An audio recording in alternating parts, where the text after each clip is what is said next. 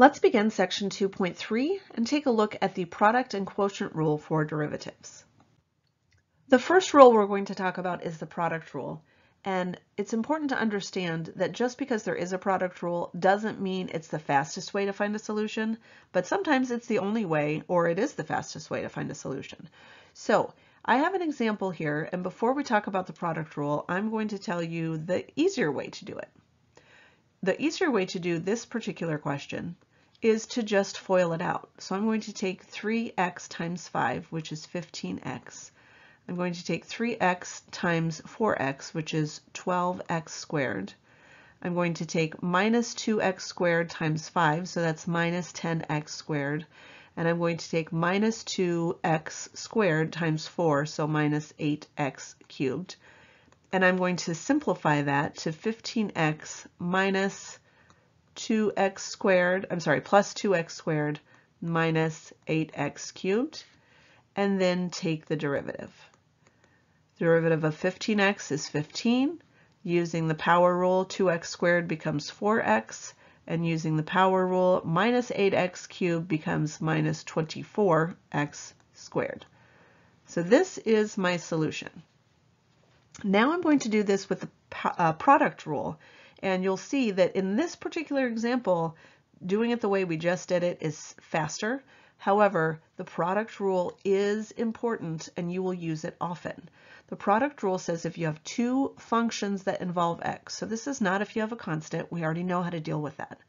If I have two functions that deal with x, I can find the derivative by taking the first times the derivative of the second plus the second times the derivative of the first. So let's take a look at that and see if we come up with the same solution. So h prime of x would be the first function, 3x minus 2x squared, times the derivative of the second. So what's the derivative of this? Well, the derivative of 5 is 0, and the derivative of plus 4x is positive 4. Okay, and then it says add to that the second function, 5 plus 4x, times the derivative of the first. So let's find the derivative of this. The derivative of 3x is 3. The derivative of minus 2x squared is minus 4x.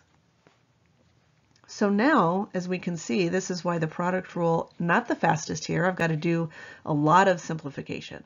So 4 times 3x is 12x.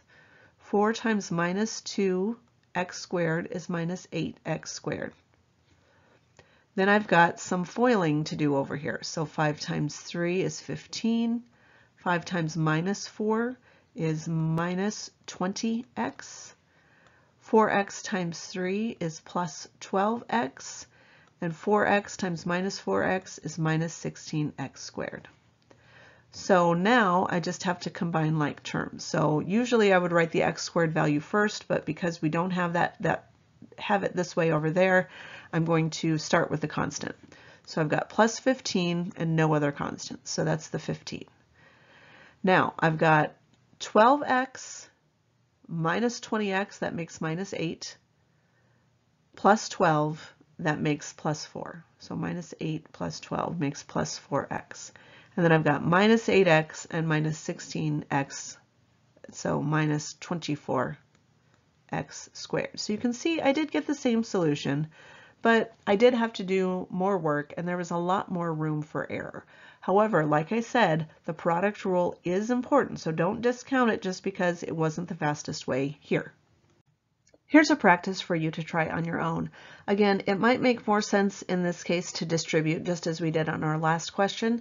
But the product rule is good to practice, so go ahead and use the product rule on this question. When you're ready, press play to see how you did. So I'm going to find the derivative of g of x, so g prime of x. G prime of x, notice this is a product. I've got two things that are being multiplied.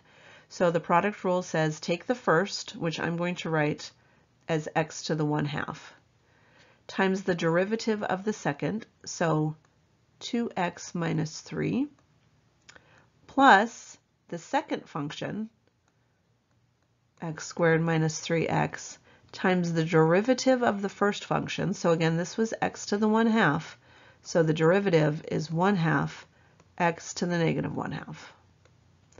And then I've got plus x cubed, so sum and difference rule says just go ahead and find that derivative. And now from here, I've got to just do some simplification.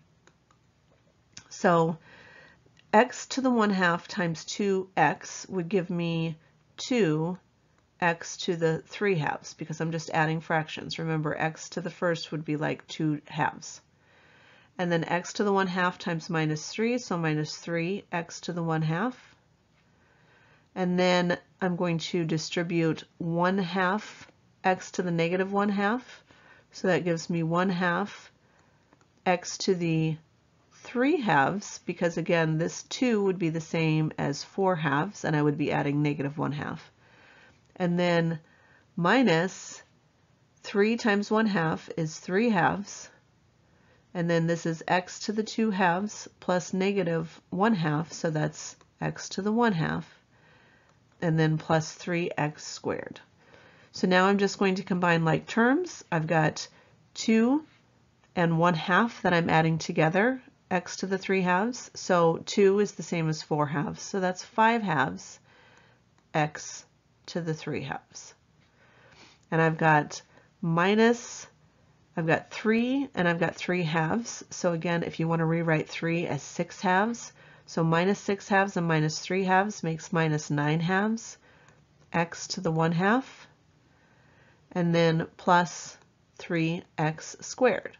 So even though this question was a nightmare with fractions, hopefully you are somewhat familiar with fractions, the product rule did work just fine. It would have also worked just fine to distribute that x to the 1/2. Now let's look at the quotient rule. We've already done this particular question, so I'm going to go through that first, the way that we did it before. And again, saying that this question is probably easier to use without the quotient rule, but we'll go ahead and talk about how it's used. So y is equal, remember last time we said let's reduce this, 3x squared over x and minus x over x. So we rewrote y as 3x minus 1, and the derivative was then very easy, just 3. But the quotient rule says you don't have to do that, and in some cases it will be impossible to do that, which is why the quotient rule exists.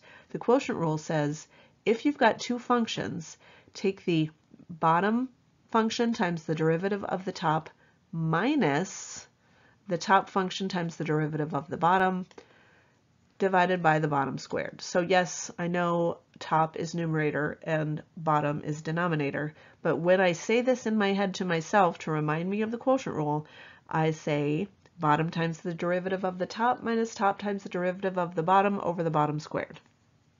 So let's find y prime using the quotient rule. Quotient rule says take the bottom function, which is x, times the derivative of the top function. So what's the derivative of this? That would be 6x minus 1. Subtract the top function, 3x squared minus x, times the derivative of the bottom function. Well, the derivative of x is 1. And then over the bottom squared, x squared. And now let's do some simplification. This would be 6x squared minus x, and then I've got minus 3x squared, and then plus x over x squared. Minus x plus x cancel out. I get 6x squared minus 3x squared, which is 3x squared, divided by x squared, which is 3. So I got the same solution. Obviously a little bit more work using the quotient rule, but again, that doesn't mean the quotient rule isn't important. You will use it all of the time. Here's a practice for you to try, and again, this is one of those questions that you wouldn't want to do without the quotient rule. So when you're ready, go ahead and try this one. When you're ready, press play to see how you did. We will start with just using that quotient rule that says take the bottom Find the derivative of the top. So what's the derivative of 5x? It's 5. What's the derivative of minus 2? It's 0. Okay, minus, because it's quotient rule, we use minus, and then we take the top, 5x minus 2, times the derivative of the bottom. What's the derivative of x squared? It's 2x. The derivative of 1 is 0. So that's my numerator. My denominator is x squared plus 1 quantity squared. So be really careful. I have students who try to get lazy and call this x to the 4th plus 1, and that is definitely not okay. Remember, this is x squared plus 1 quantity squared, so if I wanted to square it out, I could, but that would just be silly and waste of time. So now I'm going to just do some simplification. I've got 5 times x squared. I've got 5 times 1. I've got a minus here, so remember anything after the minus is going to have a negative or change of sign. So I've got 5x times 2x, which is minus 10x squared. And then I've got a minus 2 times 2x, which is negative, but then I've got the minus here. So this is plus 4x. Again, over x squared plus 1 quantity squared. And then I'm going to just simplify. These two terms combine to give me negative 5x squared. I've got plus 4x and I've got plus 5 all over x squared plus 1 quantity squared. Now sometimes you'll be able to do more simplification there, but in this case that's it. I do also want to point out that quite often when you end up with a negative first term, your textbook will write it as 5 plus 4x minus 5x squared over x squared plus 1 quantity squared. Either of those answers are perfectly acceptable. For this question, I just want to give you another option. When you have something that's a little bit crazy, so notice here I've got a quotient and then inside I also have a quotient inside. So if you end up with a situation like this, it might be helpful to do a quick rewrite, which doesn't change the question. It seems like it would, but it doesn't. So I can rewrite h of x by multiplying everything in both the numerator and the denominator by x. Now, why would that be helpful? Because x divided by x is 1, so that's why it hasn't changed the solution. I'm going to take x times 3, that's 3x. X times 1 over x is then minus 1. And then x times x is x squared, and x times 5 is 5x. So finding the derivative of this function is the same as finding the derivative of this function. And it's a little bit kinder because I don't have x to the 1/2, or I'm sorry, x to the negative 1 is part of my question. So now that I've rewritten this, I'm going to find h prime of x using the quotient rule. So the quotient rule says take the bottom times the derivative of the top minus the top times the derivative of the bottom divided by the bottom squared.